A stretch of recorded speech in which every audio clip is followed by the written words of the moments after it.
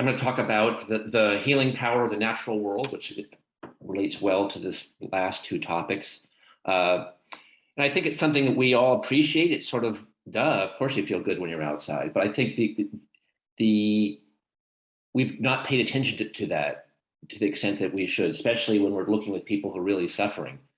And I'm going to start by telling you a story. A few years ago, a couple of years before the pandemic, I got to this point in my career where I felt like I could do the pills and the procedures, but there was something I wasn't doing for my patients. There's things that I knew were useful, things that I would want, that I wasn't offering my patients. And so I did a little research and came up with this what I called a prescription for health and happiness. So this little pad that I could use, and I would write people prescriptions for non-medical things as they were leaving the hospital.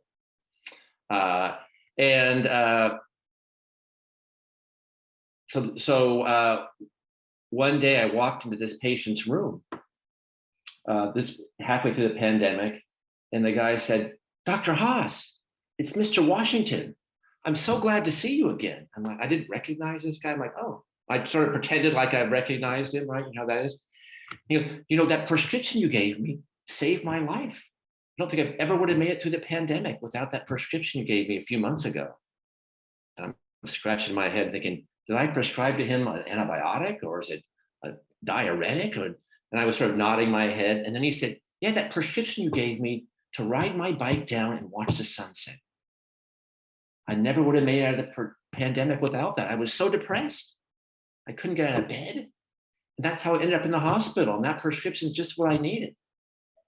And then I still never did picture him, but it warmed my heart to hear that. We had a great rest of his encounter. I was able to help him in ways that I wouldn't if there hadn't been that kind of trust. But it made me, leaving the room, think, boy, you know, I need to think more about this being outside being good for you. You know, I had imagined that, oh, you know, being outside is good for you. I'd read about that. And maybe in a guy like me, you know, my well-being score, you know, I go from a 5.9 on a Likert score to a 6.3 if I went outside regularly. I just didn't have the idea that I might be saving someone's life. So here's an example of the kind of prescription I write, and here's the prescription I wrote. This is a different one, but what I wrote to this Mr. Washington was, ride your bike and watch the sunset. So I gave him a prescription to get outside and take in the natural beauty.